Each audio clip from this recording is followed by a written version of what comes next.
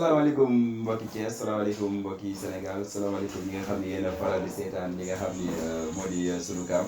tey jii nag ñu ngi ci fi nga xam ni mooy diwaanu Hersent fas yéene amal seen premier numéro seen émission opinion tey nag ñun fas yéene ci ànd ak ki nga xam ni mooy Tapha Ngom nekk président mouvement bi nga xam ne moo di JSP donc ñu am fas yéene amal ak moom benn waxtaan juste ñu introduire ko bàyyi ko mu nuyoo. ñu laaj ko présentation mu xamal ñu moom mooy kan Tapha ji lay nuyu. Bon, merci beaucoup mon frère Tidiane ñu ngi lay fay tout d'abord di comme ni nga ko waxee di nuyuwaat mbokki internautes yi fu waay mën a nekk di rafetlu bu baax émission bi bon c'est pas donné à tout le monde le fait que voilà premier numéro émission bi di opinion ñu jagleel ma ko en tout cas merci beaucoup pour la présentation man Moustapha Ngom laa tudd dëkk fii Hersent nekk étudiant en master en audit de contrôle nekk président génération engagée nekk tamit président ci wàllum politique des jeunes bu mouvement ASP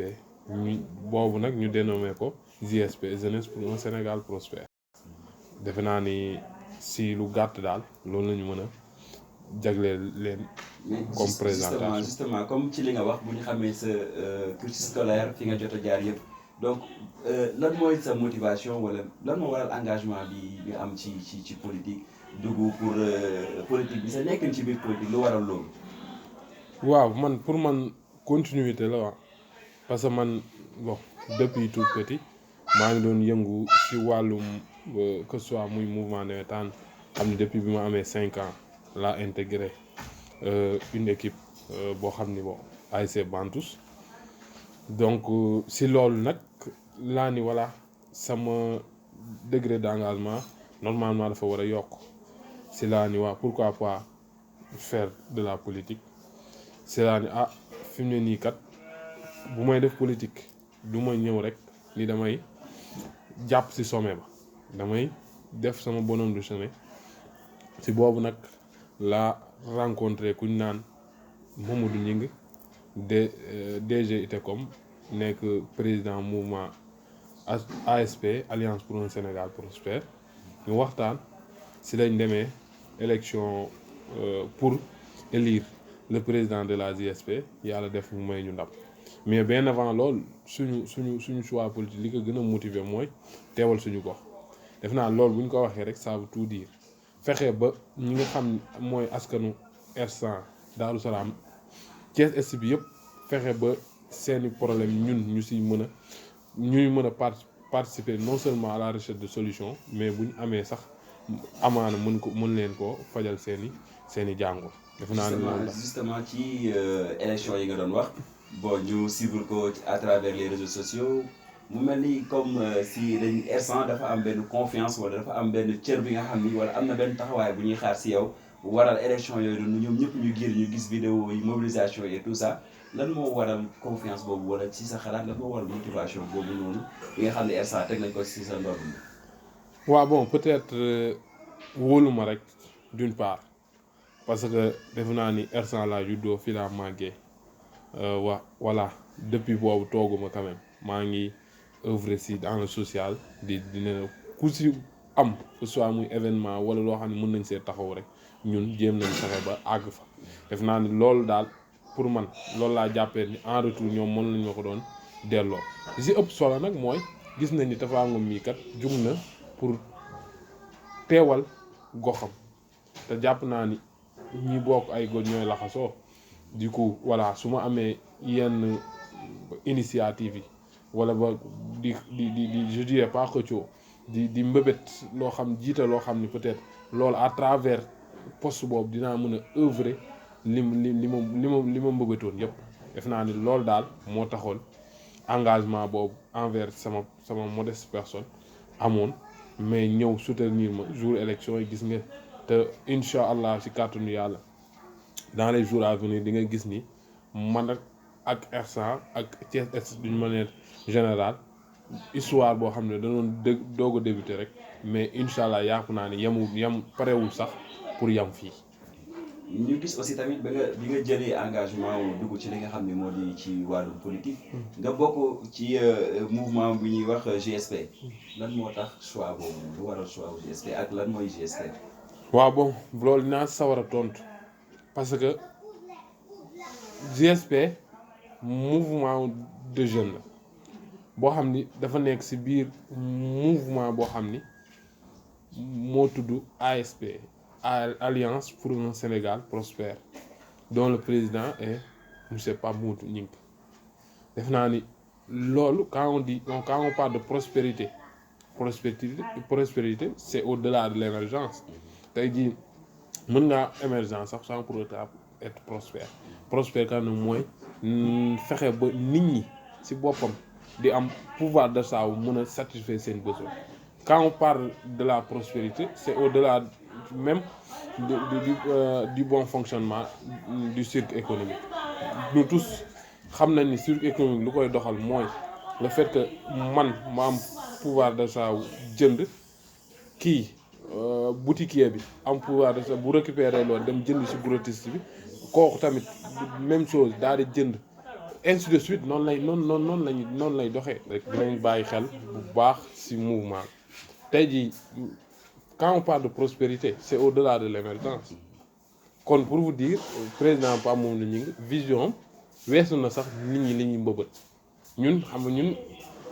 lu ñuy aspirer être un pays émergent mais bu ñu fexee ba passer foofu sax on file directement vers la prospérité. Prospérité nag mooy ñi ngi fexe ba ñi nga xam ni peut-être quand on parle de la loi de l'offre et de la demande fexe ba offre bi li muy gën a dem rek demande liggéey maa nit ñi fexe ba am xaalisu mën a jënd di ainsi de suite dinañ xaw circuit économique ni muy doxee ñun ñëpp dinañ ci mën a bénéficier loolu mooy à peu près la prospérité mooy fexe ba ñu am comment dire en wolof ñu fexe ba ñu naat sur le plan financier je peux dire fexe ba am xaalisu mën a satisfaire suñu yenn besoins yi defe naa ne yooyu buñ ko kiiwee rek yooyu defe naa bu ñu bàyyi woon xel lool rek ñun ñëpp dinañ adopté ci projet wu ASP. Parlant de GSP c'est la structure jeune tey jii mënuma gëm ni fii conjoncture bi toll fii monde bi toll ngay def loo xam ni sax boole woo ci jeune loolu man je le dis et je persiste que ni loolu day filer tout droit vers l'échec parce que mënuma concevoir quand même plus de 70% par rapport à la population mondiale ñuy def loo xam ni mënuñu see bokk kon donc ñu bàyyi xel ni JSP war na nekk loo xam ni mooy propulser ASP vers l'avant def naa looloo tax sax étant jeune ma choisir loolu kon donc lépp solo mooy nañu fexe ba identifier wu ci suñu projet bi mooy projet JSP pour ne serait-ce rek pour que mouvement ASP jëm kanam def naa loolu moo nekkoon. c'est intéressant mais bu ñu gisee par exemple leader bi nga xam ne moo di GSP muy Mamadou Gningue luñ koy gis wala lu muy def ay sorties médiatiques bariwul bon peut naa wax ne sax peut-être population bi xamuñ ko comme nuñ ko war a mën a xamee tey jii lan nga ñu mën a leeral ci moom wala lan moo tax doon ko mën a jox confiance. waaw bon Pape Modou c'est le leader c'est le président du mouvement ASP te dama gis ni nit avant tout avant ñu nekk homme politique ak yooyu nit ak ay valeurs dafa am solo te li ñu mën a témoigner ci moom mooy nit ku am ay valeurs moom ñëpp xam nañu war nañoo ràññee ITECOM mu nekk benn institut boo xam ni pendant 15 ans œuvré woon na ci njàng mi gën a kawe fexe ba nit ñi am ay formation yu mucc ayib ba fexe am na ñu fi génn tey jii bëri na ay cadres yoo xam ne ñu ngi ci dans des grosses boîtes ITECOM lañ génnee te moom moo leen fexe ba encadrer leen ba ñu mën a tey jii doon li ñu doon li ci des mooy Pape Modou peut-être lu mën nit ñi xamuñu ko mais dama gis ni ku nekk ak amoon na noo doon débuter politique moom au début gisul woon nécessité investir en politique parce que tout simplement ni ñi nga xam ni les médiocres je peux dire ñi nga xam ne moom lañ jàppee politique jamono ji mooy lan mooy politique wu lan wuruj politique gu fen politique gu walla nax ay yooyu noonu parce que moom buggul bokk ci jeu boobu moom li ko animé woon mooy fii la juddoo fii la màggee dem Dakar jàngale fa pendant des années ibbi fa école am teraangam lépp tabax kër Dakar mënoon na faa yem mais il a préféré mu tabax fii kër di fi ñëw tous les week-ends ak lépp nga xam ni liggéeyam temps bu ko liggéeyam may rek mu daw ñëw fii kon déjà loolu jàpp naa ni patriote moo koy def li ci topp mooy man mënumaa compter ñaata nit la may bourse d'études ñu jàng am na ñoo xam ne ci école am lañ nekk pendant 3 voire 5 ans yoo dem ba def master fay ñaar dërëm gisoon nañ tamit muy organiser ay cours de vacances cours veille épreuve bac yi da ko doon organiser lycée Malick Sy des fois Iba Katiba sem Daaru Salaam may ko les candidats ñoom ñu siy bénéficier wëgg ak les candidats du BFM gis nañ moo ñëkk a génne fii 50 millions financer les femmes à travers le responsable des femmes muy Soxna Mbathio kon donc gis na yooyu bonne action yëpp bu nga ko doon def moom il avait jugé nécessaire que le moment venu dinañ ma xam mais soxlawuma ma xamal nit ñi sama bopp nit ñi ñoo may xamal seen bopp en retour parce que si bonne action yooyu defe naa ni moom la toppoon ba yàlla def peut-être lii xew-xew mu ñëw en 2014 dëggal boppam dem ak moom dem moom kese dem élection yàlla def mu am conseil ville ak conseil Thiès Est defe naa ne loolu daal bu ñu waxee à peu près qui est pas Modou. loolu en 2014 moom mi ngi woon ci li nga xam ni mooy coalition APR. non en 2014 newul woon benn parce que mouvement bi da doon doog a judd. ok da doon doog a judd voilà mais en 2019 dafa jugé woon nécessaire ni day ànd ak président parce que moom gisul woon ni am na kenn ku fi def benn mandat fii te gisoon na ni il fallait que ñu soutenir président mu mottali ay projet. donc élection locale yi di ñëw mën nañu xaar Mamadou Gningue comme candidat potentiel candidat ci mairie bu Thiès. loolu je vous dis que ni loolu sax ñun ñoo ko bëgg en quelque sorte donte moom mu nga mais ñun ñoo ko bëgg ni mu nekk suñu candidat pour la mairie de la ville de Thiès. ni kon Thiès am na ay défaillances wala am na quelque loo xam ni population bi ñu koy revendiquer ba ñu war a jël ki nga xam ne moo di Mamadou Gningue dénk ko suñu mairie. mais bëri na ay défaillances mais boo xoolee tey jii Thiès bi nga xam ni première maire am moo nekk l'agrégé en grand-maire Léopold Sédar Senghor xoolal Thiès. Auparavant bi nga xam ni mën nga ko comme la deuxième ville économique deuxième ville bi nga xam ni boo mësaan wax Dakar moom nga siy teg mais xoolal Thiès manque de tout auparavant ñun xamoon nañ sax les chemins de fer boo xam ne ana SNTS la société textile ana ñooñu ces entreprises étaient pourvoyeuses d'emploi au moins ñun suñu papa yi ñun suñu maam yi fa leen doon liggéey mais léegi lu ñu assisté muy disparition entreprise yooyu léegi nag problème bi mooy pour combler gap boobu noonu fallait que ñu structuré waat Thiès fexe ba ñooñu nga xam ni doon nañ liggéey di defaal ci dëkk beeg yooyu noonu ñu mën leen a caser fenn mais malheureusement Thiès souffre toujours parce que tout simplement cette classe politique là bi nga xam ne moom la ñu miin Thiès moom la ñu ñuy gis. du ñun suñu ay besoin moo leen soxal xam nga ñoom lan moo leen soxal mooy suñu carte ak bu ñu waree mobiliser ñu ñëw jox ñu ay t-shirt ak yooyu ñu nekk comme une masse moutonne di daw seen ginnaaw di tàcc rek loolu moo fi war a jeex ñun en tant que jeune bokk na si li ñuy gën a xeex mooy faisons la politique autrement parce que gis nañu politique bi depuis des années demul woon donc li si ëpp solo mooy nañ fexe ba am ay leaders yu mel ni Pape Mamadou ñi nga xam ni intellectuellement ils sont prêts ak seen vision ak seen capacité d'agir ak yooyu noonu yëpp xam ni ñooñ ñooñ lañ war a jox bopp ñooñ lañ war a déglu parce que ñii nga xam ne ñoom lañ fal ay maire ak yooyu amuñu capacité bu doxal structure yu toll noonu parce que non seulement amuñu njàng bi mais yàlla mayu leen xel woowu te yàlla même bu leen mayu xel boobu amuñu yenn contact yoo xam ne dinañ mën a jële ay partenaires yoo xam ne dinañu permettre ñu mën a ensemble ñu créer quelque chose ñun en tant que jeunes on a beaucoup de projets pour la ville de Thiès pour la commune de Thiès-Est mais gis nga li fi xew mooy Thiès toujours bu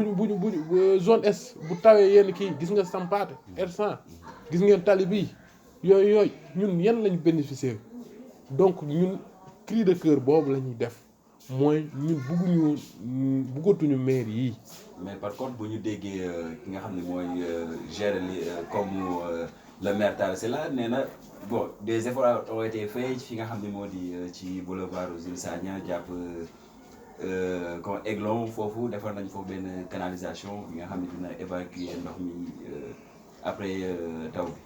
waaw mais xam nga d'abord man bëgg naa peut-être suñuy wax ñuy wax d'une manière objective xam nga dundi le maire Talla Sylla def fu dara loolu soxor lay nduróol mais gis nga liñ la Senghor naan on ne peut pas être plus royaliste que le roi moo am tey jii quoi qu'on puisse dire le responsable c'est le maire mais ajewul yenn travaux yi muy xaar ba veille hivernage ñu siy jug foofu noonu ñu naan def nañu effort suba bu tawaatee ñu jànkonte jafe-jafe yi parce que tout simplement am na loo xam début bi boo ko ratee pour nga jàppaat ko du yomb parce que li ëpp solo mooy dans toute structure da ngay def ay prévision jéem a am longueur d'avance par rapport ak liy ñëw mais gis nañ le monde a été frappé par une crise Covid bi loolu ñëpp a ko nangu mais nag bien avant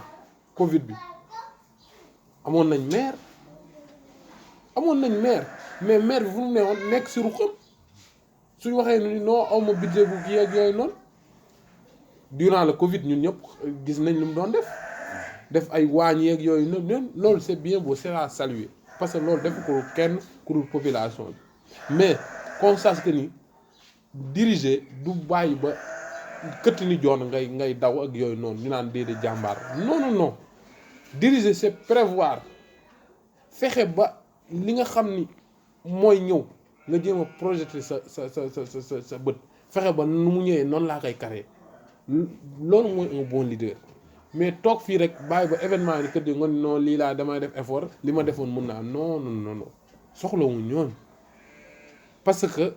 tout simplement lu tax mënuñu loolu mooy maanaam seen vision yeggul foofu te ku si mel ni Mamadou Ngingue moo leader ku jël ITECOM deewre si defe naa benn école dem ba am ay campus Kaolack am ay campus Mbour Thiès defe naa ni kooku jar naa bàyyi xel te jar naa jox mu liggéey te li si ëpp solo mooy nos maires là ils arrivent avec les postes vides mais suñuy dem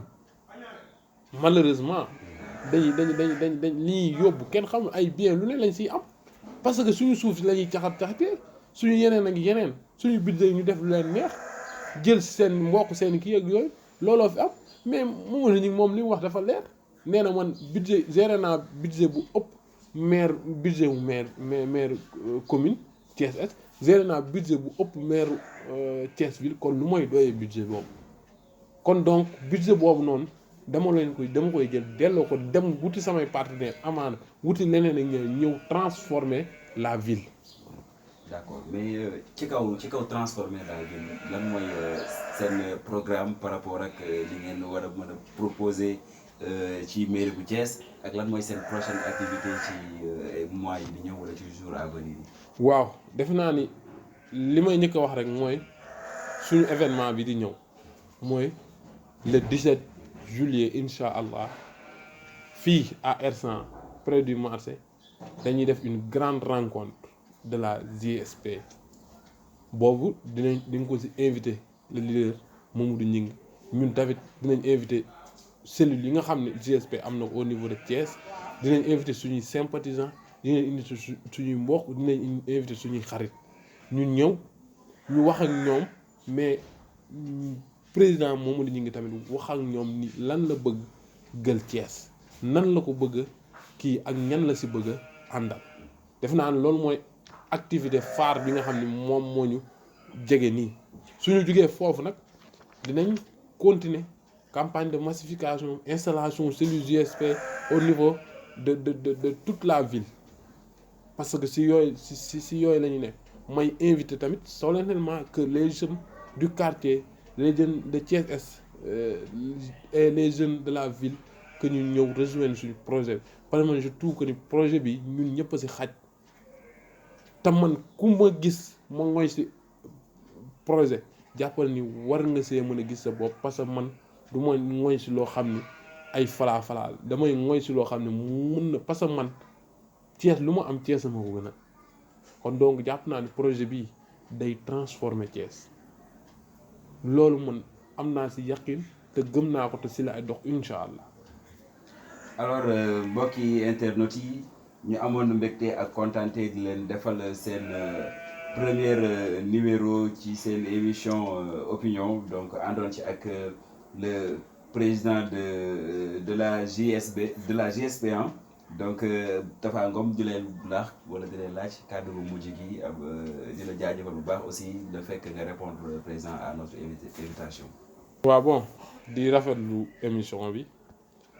di wax ni lépp luñ fi wax rek